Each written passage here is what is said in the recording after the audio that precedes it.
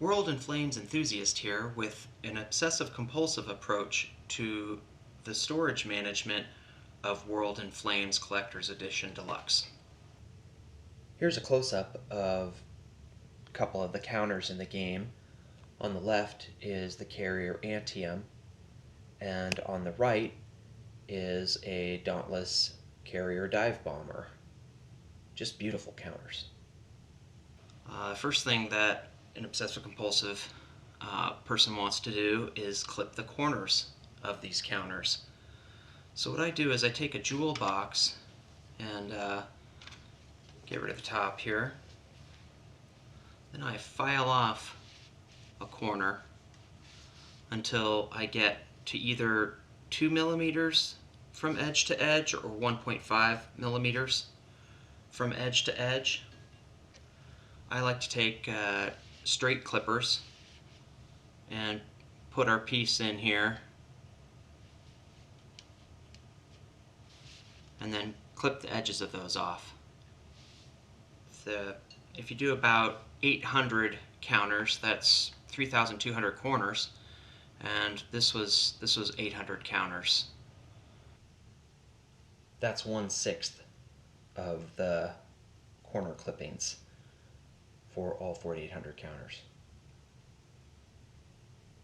Here we can see the impact of clipping the counters. On the far left you have the unclipped counter. In the middle you have the counter clipped with 1.5 millimeters, and on the right is the 2 millimeter bite out of the corners. I think maybe on the middle one, the upper left, I might have accidentally done the 2 millimeter, so disregard that, but the other three are definitely the 1.5 millimeter clips. So you can get a sense of what counter size is most aesthetically pleasing for you. So I timed it out, and it took me about 15 minutes to do 50 counters, punch them out and clip the four corners for each of those 50 counters. So that meant I could do 200 in an hour, and there are 4,800 counters in World in Flames Deluxe Edition. So that means I spent 24 hours of my life clipping counters to get them the way I like them. And I recommend watching Ken Burns' Vietnam. That's what I did while I was clipping it. It was very, very enjoyable. So now you got all these counters, and you got to keep them straight and organized. And what I think most everyone does, or at least what I did at first, was I went with a Plano box. And you put the counters in these boxes, and it can be hard to get them out. You're digging way down into these crevices, and they've got corners, and when you have 20 or so counters down there, it's a pain, and you spend a lot of time fishing in there. It's very annoying. Another thing is there's no way to label these wells. I suppose you could label something along the side here. That might work out. But it's definitely the most cost-effective way to go. Then the next thing I moved up to was this little blue guy. I really liked that because it has a scalloped well, so you can easily get the counters out. That was a nice change, and it really made me realize how much I hated these flat wells with the corners. Again, one of the problems is the labeling, and also the volume. This is really pretty deep for how many cavities you get. So kind of the gold standard, what I used for a long time, was these guys you get at game stores. They're about $2 a piece. This is how I laid out Japan for 5th edition, or maybe it was final edition. But I wasn't really happy with it. You can see I did fighter by year, then I had to pick through and find the right fighters. I did that because a lot of times I was building ahead for fighters and nothing else was I building ahead. You still need about 2 of these trays per country. For Japan, you could get them into almost everything into one, but countries like Germany or definitely the United States or Britain, you would need two of these storage trays. So you might need 16 for the major powers and then some extra ones for miscellaneous minor countries, etc. These are really nice because they're really thin, so you can pack a lot of counters into a very small volume. Inexpensive, can label them. This was a really effective solution.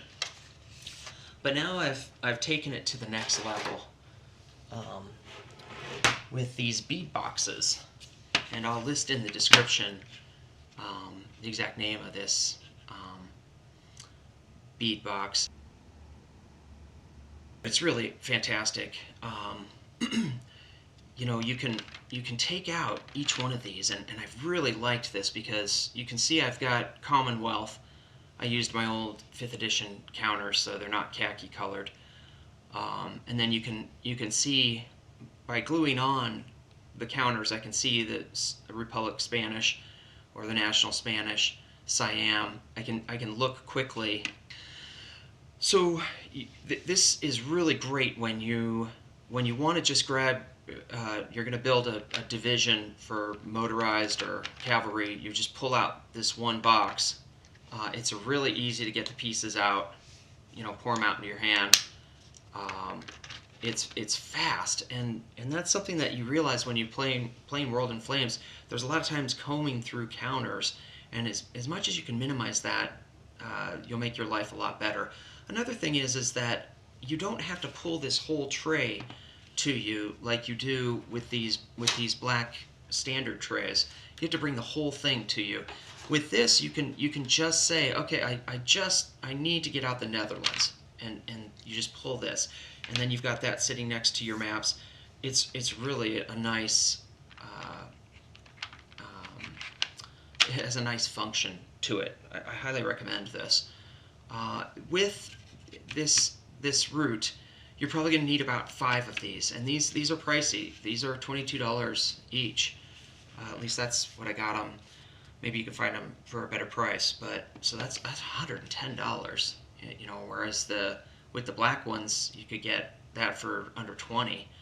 It just depends on how much you love the game and how much you're willing to spend to make your life a little bit easier and how obsessive you are. Here I've laid out how I have organized most of my force pools.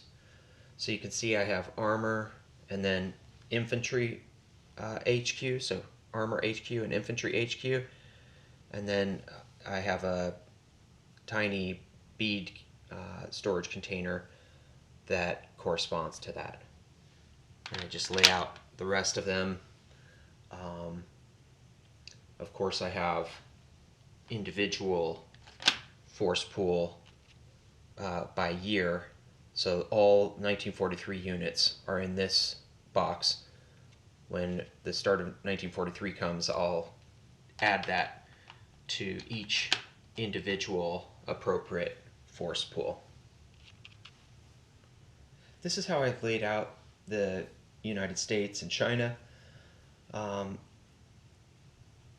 I want to point out that this bead storage tray has some flexibility to it. You can order different sizes.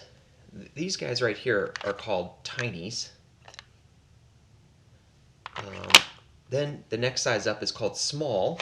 That's what this looks like.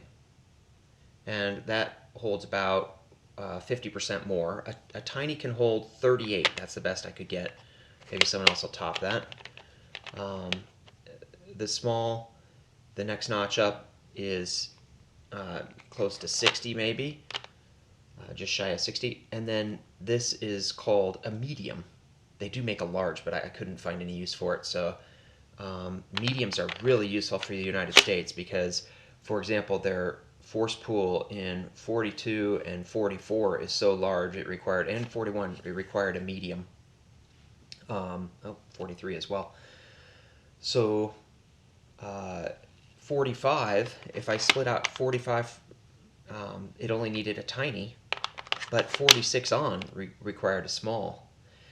If you look at China, I used a small for China for 45 and 46, 45 on. Most of the countries I did 45 on. Just the United States I teased out because there were so many counters from 45 on. So the way that this is laid out, these trays are laid out, is there are 6 columns, and each column you can mix and match to find the right combo for you. A really good fit is when you have 1 small and 12 tinies. Another really good fit is when you have 1 medium and 11 tinies. Those two fit very snugly. It's like it's designed that way. But when you have to do oddball things, like this one has 3 of the mediums, 1 small, and 4 tinies, and it didn't fit quite snug, so I put in a little piece of foam at the bottom so that it would be snug. I really like this flexibility that you can find the right size for you. For example, cruisers, I needed to have a medium. Battleships, I was able to fit all of them in a small. And when you lay this out, you have to be thinking about, towards the end of the war, how many might you need. For the United States, with their huge force pool additions annually, especially Navy, some of these things really get filled up. So you have to, in advance, count out, how many you're going to need, and then have a big enough one of these containers that you could fit them all in there. So I had, I grouped together Russia and France. I grouped together the United States and China, Germany, Italy. I did Commonwealth with all the minors, and I did Japan with kind of the miscellaneous factories, things like that. So what happens now is I take this set and I put it in a box over here. So this is what I've done. I've got a foam case here, cut it out. I put this guy in. These guys fall down. Put this guy down here. Then I close up my case. I've got World in Flames, an old map. This is from 1989. This is what the map used to look like. And this is a newer map. This map is from the final edition, 2000. So that's how I've organized it. I hope you guys found that helpful. Thanks for watching.